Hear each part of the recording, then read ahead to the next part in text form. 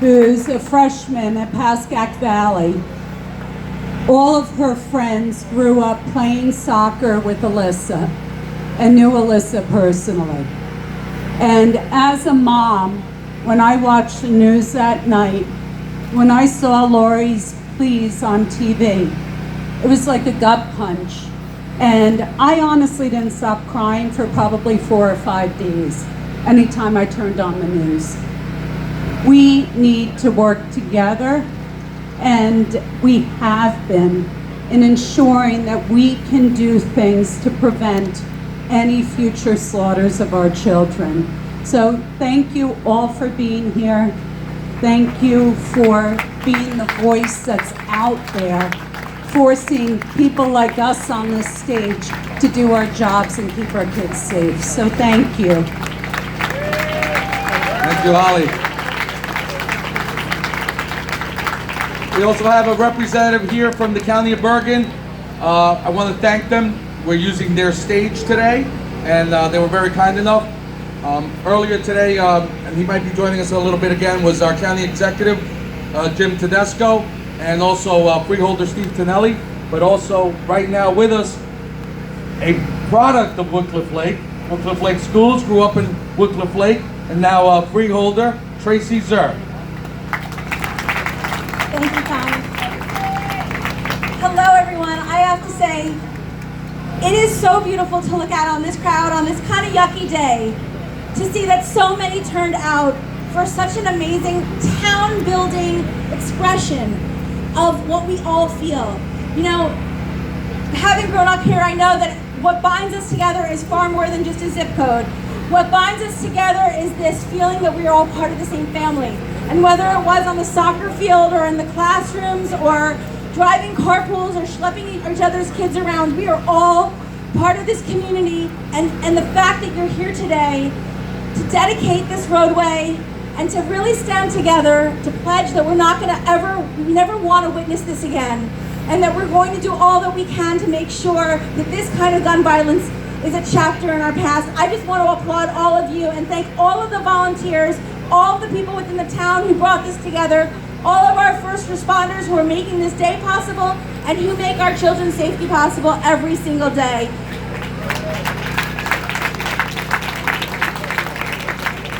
I also have kids, 12 and 15, you met my daughter 5 minutes ago.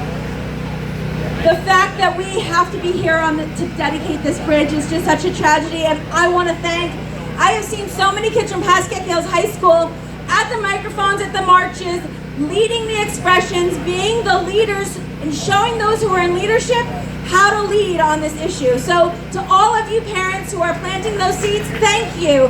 Thank you to our teachers, and thank you. We will always remember Alyssa every time I drive over this roadway. Thank you, Tracy. Now, before I turn the mic over to our mayor, I wanted to thank many, many folks who made this possible. I want to thank Cliffhanger Productions for a fantastic job, Cliff. Thank you for keeping the rain away for most of the day. The mayor and the council challenged all of us to ensure that this was a great success, and I had a great team with me. My Park and Rec director, Elizabeth Calderon, who allowed to... Would you bring people, Liz? Elizabeth Calderon? Our DPW, Ray Blackton is here. He's our head of our DPW, and all the DPW guys are doing a great job each and every day.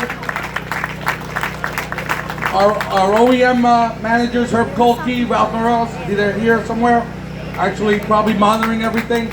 Our fire chief, Dan Schuster, and our volunteer fire department. And last but not least, obviously being a former cop, our chief, Tony Giannicelli, Lieutenant Jim Ewell, Lieutenant John Burns, and the Wickliffe Lake Police Department for keeping us safe each and every day. With that, I want to turn this over to our mayor, who came back to us after he was campaigning around the state, and he said, I want to see a festival along the water. So here you are, Mayor. It's been done. All right? Check box. So the mayor will take it from here. Mayor Carlos Rendo. Thank you. Actually, it's a godsend that I lost because I'm back at Wickliffe Lake. But anyway, thank you for coming out. I had this vision of having this beautiful lake and represent this beautiful lake with a festival. And what a better way to celebrate than bringing the Alhadeff family and remembering Alyssa. So we're here to celebrate and to remember Alyssa's life. Not too long ago, Alyssa lived on Blueberry. She played in her schoolyards. She studied at Dorchester. And it's her life that we're remembering today. And the one thing that struck me was, maybe a few days after the tragedy in Parkland, I saw an interview of Lori on the Megyn Kelly show. And Lori stood up there and said, you know, I was visiting my daughter's grave, and I was crying, and I was distraught. But then I saw a yellow butterfly come and landed on my shoulder. And I knew that was Alyssa saying, Mom, Dad, it's okay. You're gonna do good. And we thank Lori for coming up and starting this organization. I encourage all of you to please donate to MakeOurSchools.safe.com. That is why we're here. That is the purpose of this. And I thank the family for coming up from Florida. Now, we wanted to bring up the family from Florida. We have Lori, her husband, Alon, Robbie, and Kobe here. But that couldn't have been done without John Molinelli and his law firm. Give it a hand to John. Long-term resident of Woodruff Lake, John stepped up and sponsored the entire family and flew them up from Florida. So thank you, John, for doing that. So without further ado, I know the nerds want to get back on, but we need to hear from Lori and Alon. So please welcome Lori Alhadeff, everyone.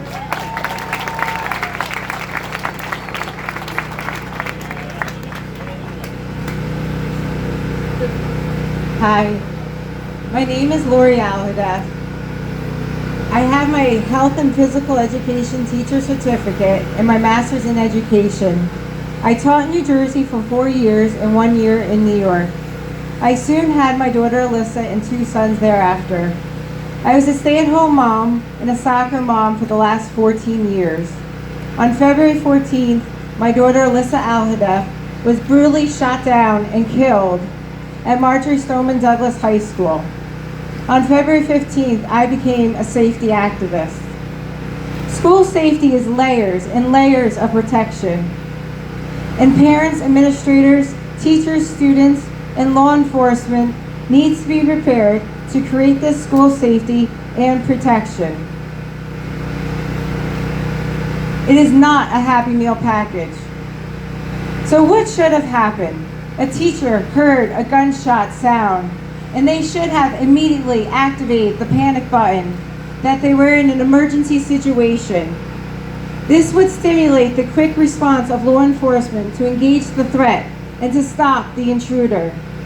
At Stoneman Douglas High School, the complete coward, Scott Peterson, an armed SRO officer, froze and he did nothing. He is responsible for the death of 17 people that he has to live with the rest of his life. Alyssa was in the first classroom that was attacked. She was sitting doing her English work as the shooter broke the glass of her door. This glass should have been bulletproof and shot through and hit Alyssa. She was alive and she moved. However, it was to the area behind her at the side of the teacher's desk. Unfortunately, she was still in the shooter's zone. Where should she have gone? She should have gone to the safe zone area. What is that? That is the area that you cannot see from the door, and it is marked with red tape for little to no cost. Alyssa was an athlete. If she knew where this safe zone area was, she would have been empowered to know where to go. Know where to go. Students, when you are back in your school, ask your teacher, where is the safe zone area in your classroom? The shooter left Alyssa's classroom. He went down the hallway, but then he came back to Alyssa's classroom. Is where he shot her a total of 10 times. She was shot in the heart, she was shot in the hand, the spine, and the femur, and more. If after the first hit, Alyssa went to the safe zone area, the teacher could have used stop the bleed kits in the area. If there was a stop the bleed kit in the area, the teacher could have used a tourniquet on her arm and could have possibly saved Alyssa's life. The stop the bleed kit should be in the safe zone area, and the teachers and the students need to be trained on how to properly use these kits. A company named Blue Spear Solutions does this training and does it online quickly for teachers to become certified, and it is very cost effective. In Florida, the Alyssa Law has started. And if the Alyssa Law was implemented in Florida, possibly 17 people's lives would have been saved because help would get there faster. It is important for law enforcement to quickly, as soon as possible, be at the school to stop the intruder. It is the job of law enforcement to go in and stop the threat. That is their job. We are elated as a family that the Alyssa Law will soon be passed in New Jersey, and the governor will soon sign the Alyssa Law.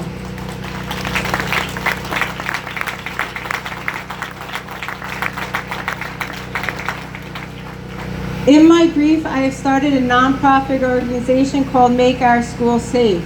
Our mission is to make schools safe for all kids in all schools. Please check out our website, makeourschoolssafe.org, and email me at playforalyssa@gmail.com if you'd like to be involved.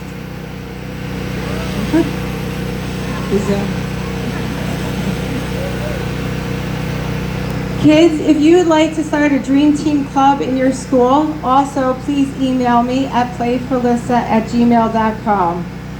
And parents, please, if you'd like to be friends with me on Facebook, I post a lot of great things on my Facebook page too. And now I'd like to introduce to you my husband, Dr. Elon Alhada.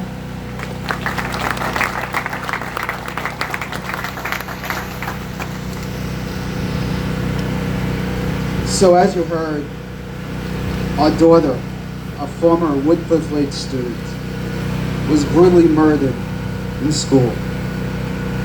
And we created the foundation, Make Our Schools Safe, at www.makeourschoolsafe.org to compel changes in schools and in legislation so that this never happens again.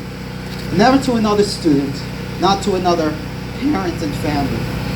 And no parent should have to suffer the grief that we now live with. But together with the other families, we're working on a national level to develop minimum standards required for every school, just like we have minimum fire safety standards and minimum standards in building a plane. The challenge is that there are no minimum standards today. Can you believe that? There's no minimum standards for school safety. So it's going to take some time. And while it's going to take time, we have to act locally to change in our schools. And it's going to take some initiative. And this amazing town has already started doing that. And I thank all those involved, all the legislatures, all the legislators, all the teams, to make all of our towns here safe, because they're doing it already. But what can we do locally, people are asking me. So we got to look at it as a three-pronged approach. The first thing is prevention, right? How do we secure our schools from an outside standpoint to prevent people from getting the wrong element and the wrong elements from getting in? How do we harden our schools to protect everyone that's in there? And then how do we shorten time for law enforcement to get there, to do what they do best? So let's think about prevention. What are some of the ways? Well, think about how you enter your schools now. How many entrances are there? Can people just come and go? What do they need to do? And I know when I used to go to Dorchester School, we used to have to sign in. There was doors, it was locked. You couldn't just walk in freely. But not every school is like that. Is there some fencing around property? What kind of fencing is needed? minimizing and controlling entry and exit points. How about badges, right? For when we go into our local law enforcement buildings, and we go for many of you that work in hospitals and other type of corporate entities, you need to have a badge that gets in, and they have RFID technology. And that's pretty cheap these days, which is great. No one wants to hear it, but metal detectors, right? Limiting the ability of things to get into our schools. We don't want weapons in our schools. Maybe metal wands. Maybe there are dogs that sniff out weapons. Those are fairly cheap, but very important. So then we look at hardening of schools, right? How do we do that? Well, if our schools have bulletproof glass, my daughter and the other 17 victims could have been alive today. Doors with special locks that prevents someone from breaking into the classroom. Safe zones. And I am so ecstatic to hear that in New Jersey and in this town, they are doing lockdown drills every other month. You know, in Florida, they do lockdown, we call them code red drills, once a year. But we do fire drills every other month. Now, let me ask you, does anyone know when the last fire in a school was in the United States? Someone raise their hand. Nobody knows, huh? That's pretty bad. 1960s. 1960s, and yet we do fire drills every other month. And yet around the country, lockdown drills, with exception to some of the towns around here and in parts of New Jersey, where they're doing them every other month, and kudos to all of you out there. What about cameras that are linked to law enforcement so they can see what's going on? And safe zones, so children know where to go. The third element is about shortening time for law enforcement to get here, well, to do what they do best. Here's a horrible statistic, I'm sorry I have to tell you. According to the Department of Homeland Security and the FBI, the average school shootings are over before law enforcement gets there. So what's left to protect our kids and our teachers? It's the teachers, the kids, the walls, and the doors. It's pretty horrible. They're there to learn and study and teach. But now we gotta figure out how to protect them while they're there. So when everyone is calling 911 switchboards, the switchboard gets overwhelmed. And that further delays law enforcement from getting there. So seconds and minutes equals our kids' lives. I work in medicine, and time is of the essence to save people's lives, while seconds and minutes are kids' lives in your schools. How many of you, by a show of hands, ever heard the commercial, "I've fallen and I can't get up"? Raise your hands. Right? Those are for our geriatric or our elderly folks. What those are panic alarms. Silence alarms sometimes, but they're panic alarms that go right to law enforcement to get help immediately. Do you know in many of our jewelry stores and our gas stations, they have these silent alarms that go off. And they go right to law enforcement without people knowing about it. So they're going off in our jewelry stores, but aren't our kids our jewels? Don't they mean the most to us? Are schools any different? A panic alarm, a silent alarm that goes to law enforcement, i.e. Alyssa's Law in New Jersey, is what we need in every school. In every school around the country, not just New Jersey. And it's what's going to help get law enforcement there sooner, so they could do what they do best. Now, this is already in the works. It's passed the Education Assembly, and it's going to the Senate next month. In order to get this passed, we need all of you and your family members and your friends to write to your legislators, reach out to all of them, email them, send social media messages to them, talk to them, tell them how important this is. And this is just the start. While all of you are acting locally with the great leadership teams that we have in all of our towns, and they're doing great things to affect change locally in the schools. We need to get this on a statewide level because they're our future. Our children are our future. When we were in Washington, D.C.,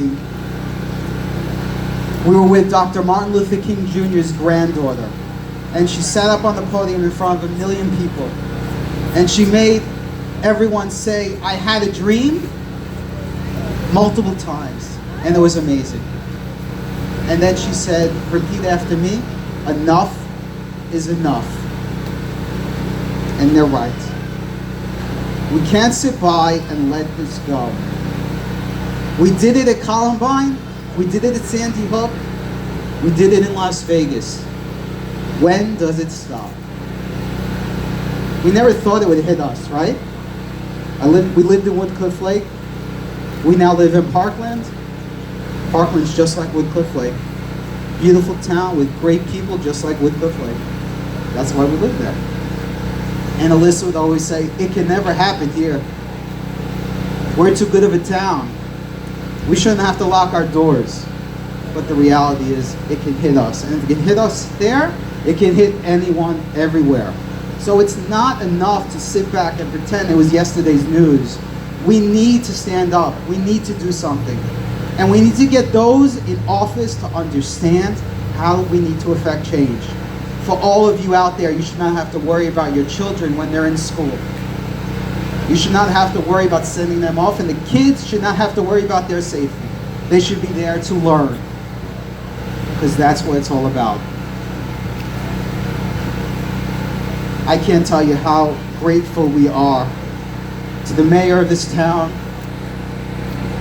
to all of you, to all the people that put this together and are up here, and all the overwhelming support. And we miss this community when we moved away. We miss the people here. We love you all. You're an extended family. And although I'm shaking here because I'm freezing, we want to thank you for all your support. And I'll tell you, it's not going to stop. We're not going to stop until change is effective. We're not going to stop until all of our schools are safe, so all of our kids are safe. This is America. We are one. We are the best nation in the world, and we're not going to stop until it's safe for all of us. Thank you. Thank you, Lon. Woodcliff Lake is your home. You're always welcome to come back. We love you guys. I'd like to introduce former Bergen County prosecutor and give a special